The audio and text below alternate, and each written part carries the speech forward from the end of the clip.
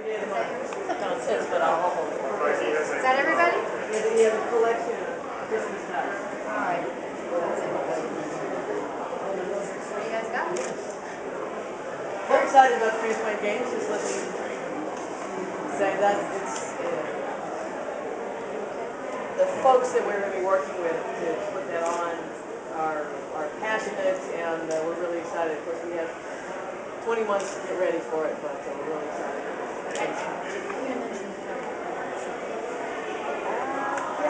Yes.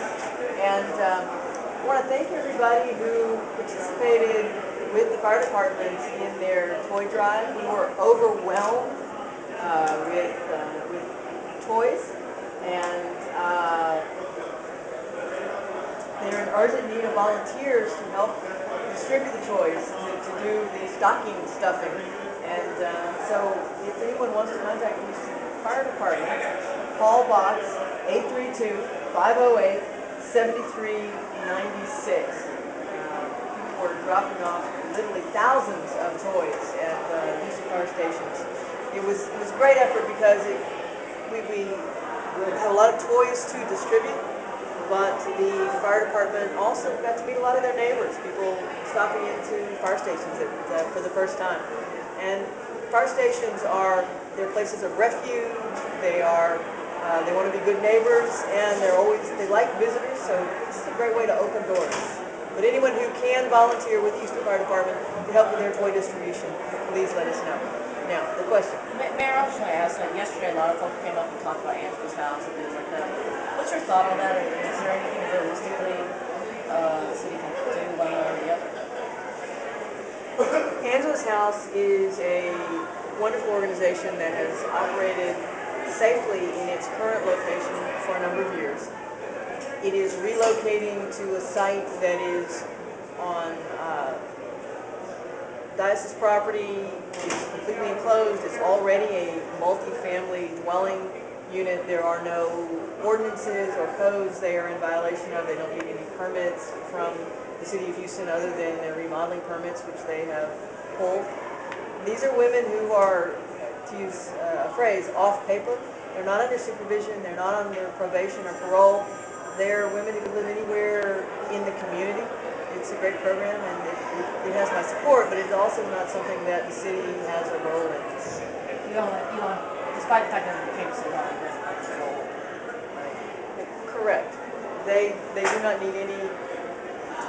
We do regulate so-called halfway houses. We regulate facilities for people who are still under court supervision or supervision of our judicial system. But these are women who are now private citizens. They choose to come together to live in support, and the diocese has worked with Angela House to create this new facility. Their current facility was severely damaged in Ike, and the area around it was damaged in Ike, and they just needed a new home. I understand that the neighborhood is concerned. I certainly would make myself available to go visit with the neighbors. Many of them talked to me. I had a town hall of 3 minutes with the mayor that I do around the city. I had one in that neighborhood not long ago, and many of the folks who came spoke to me about this issue. I'm happy to go back. I'm happy to join with the Archdiocese in going back and having the conversation, but it's not something that the city of Houston has a role in. Mayor, there's a problem that we keep getting as a persistent rumor going around that you got an invite to be the Interior Secretary, Deputy Interior Secretary. Now, I talked about this last week. I talked about this last week. It's still persistent. I have never expressed a desire, public or private, to go to another job in Washington. I have the best job in the world. I will be running for re-election next year. I intend to be mayor of the city of Houston for 3 more years if the voters will have me. I think that the city's on the right track. Good things are happening as the economy picks up. We're going to be poised to take advantage of that. I have been mayor of Houston during a very tough time. I'm looking forward to be mayor of Houston in a better circumstance. On the Centerpoint raid case, that was tagged today. What are your thoughts on the allegations of overburning or charge of that? Centerpoint is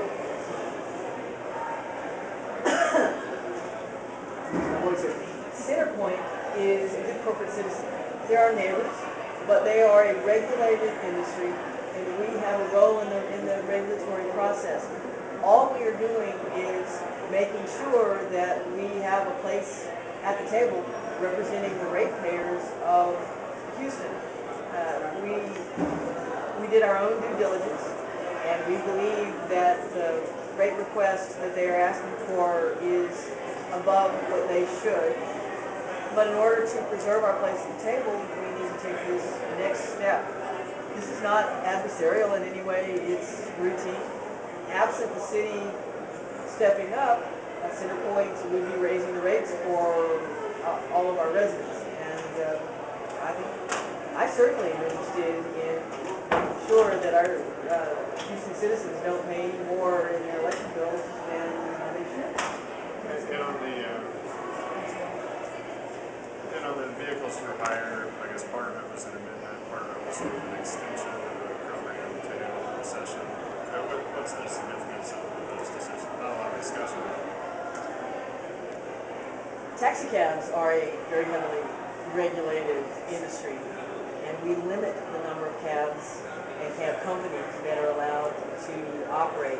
We also have a vested interest in making sure that cabs are safe and comfortable for the people who ride in them.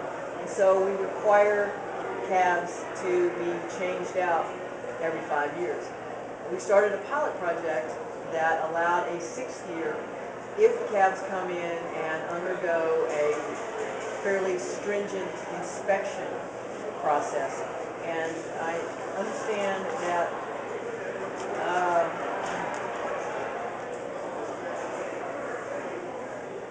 a lot of cabs were brought in. 86% of the 2005 model year and 93% of the 2006 model year failed their first inspection. Those cab companies had to go back out and work over their cabs before they brought them back in. 55% have been passed the second inspection. This is a method for making sure the cabs stay safe, but allowing the cab companies to keep their vehicles on the road a little bit longer to keep their overhead down. This has been a bad economy for all sorts of businesses. A lot of travel went down, conventions, business travel went down. That impacts hotels, it impacts restaurants, and it impacts the cabs. This is a way of looking hard at the industry and saying, what can we do to help you without in any way impacting the safety of the traveling public? And this is a good pilot. We decided to extend it. Mayor, on a completely new topic, with sort of what seems to be an increase in mass shootings, I'm curious if you have considered taking away the badge system in city buildings and requiring everyone to go through a metal detector. I was a member of council the last time there was a decision to require everyone, city employees and not, to go through a metal detector. It gums up the works. I don't know how many months we did it, but it didn't last very long, and we thought better of it. This is a public building. It belongs to the public. It should be easily accessible to the public. I have traveled in foreign countries where public buildings are surrounded by barbed wire and gun emplacements. This is a public building, and we want it to be as open as we can. We believe we have set a balance where city employees who have a right to be here can easily access the building, and the public is not unduly inconvenienced in trying to come into the building. We can't make any public place completely safe. We have put in place, and we refreshed these policies when we had the layoffs last year, that for our supervisors to be more aware of challenges in their employees, if there are disgruntled employees, if they may have concerns about their mental health and mental stability, to take steps. We make sure our managers are refreshed on that. But we try to operate as openly as we can, and I think you'll find that cities all across the country, all levels of the U.S. government, that we take reasonable precautions, but we never want the public to feel that they don't have access to their public spaces. On the same token, are you familiar with any thoughts about, there's a lot of gun shows that sit in public buildings, and there's some thought, well, should we not have them? Should we have them? I'm an active member of the U.S. Conference of Mayors, and in fact, I chair the Criminal Justice Committee of the U.S. Conference of Mayors. And we are obviously interested in the whole issue of gun regulation. The city of Houston litigated the issue of whether we could prohibit or severely restrict gun shows at our convention centers several years ago. We lost that legislation, or lost that litigation. We enforce all existing laws and ordinances, federal law, state law, but we do not have the ability to prohibit these kind of activities from taking place.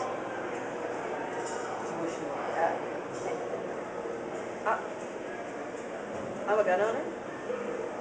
This is a country where we believe in the Second Amendment. I join with many of my fellow mayors in saying that no one needs an assault weapon. No one needs high-capacity clips. That I firmly support cracking down on illegal guns, and I think we should outlaw private ownership of assault weapons and the high-capacity clips, but I'm not in any way interested in limiting people's access to personal weapons. Yeah, talk about gun shows. The gun show, the people that put on the gun shows between the Reliance Center and George R. Brown take up a lot of calendar space now. Right, so is the city making a pretty decent amount of money? They have to pay full freight. If a gun show comes in, they have to pay full freight, and if we rent it to somebody else, then they move on. We don't in any way cater to gun shows, but they are legitimate businesses. I believe we should close the loophole that allows private sales of weapons without a background check, and but that is will take federal legislation.